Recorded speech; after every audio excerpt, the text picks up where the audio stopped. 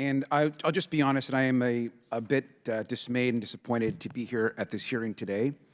Back in March, we held a hearing called Ensuring Force Readiness, Examining Progressivism's Impact on an All-Volunteer Military.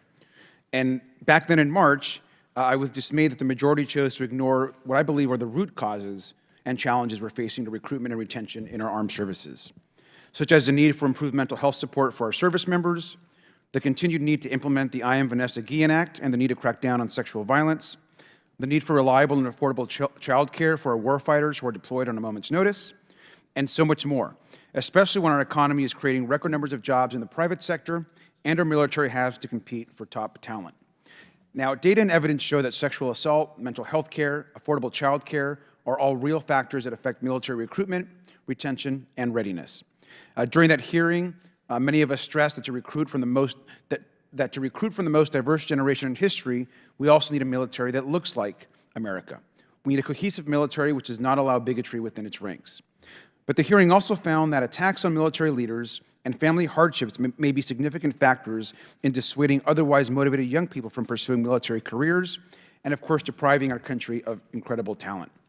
The idea that, quote, wokeness is a top national security threat did not make any sense then and does not make any sense today. And it makes even less sense now given the world that we face. Now, I believe that overemphasis on this far-right talking point is what inspired Senator Tommy Tuberville to launch his unprecedented blockade of military officer promotions.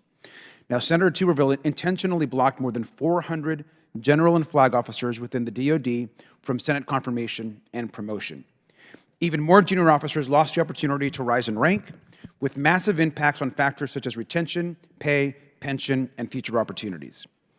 The stunt did far, far more to undermine our military readiness than anything else. And so I asked unanimous consent to enter into the record once again the letter I sent calling for a hearing on national security implications of the Senator's blockade of military promotions into the record. Thank you, sir. Now, I can't really understand why we're also holding a second hearing on this topic when we could be working on in a bipartisan way to address real challenges to our national security.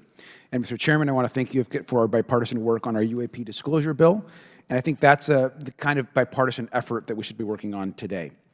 We should also be talking about our real national security threats. Our allies in Ukraine need immediate aid. We need to support Taiwan and provide aid, of course, in the Middle East.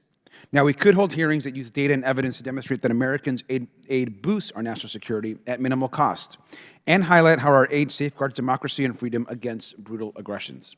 We could even show how Ukraine aid directly benefits communities all across our country who benefit from investment and jobs, and drive how these investments will uphold our national security in the long term. But instead, we're holding Ukraine and other crucial foreign aid hostage. Instead, many are debating that we bring back indefinite detention for children at the border, defund Catholic charities, and end the right to asylum, linking that to aid that impacts our national security. Some also appear to be using Putin's talking points that want to sell out our allies and partners. There's obstruction, of course, around issues around the border, saying that we don't want bipartisan border security actions.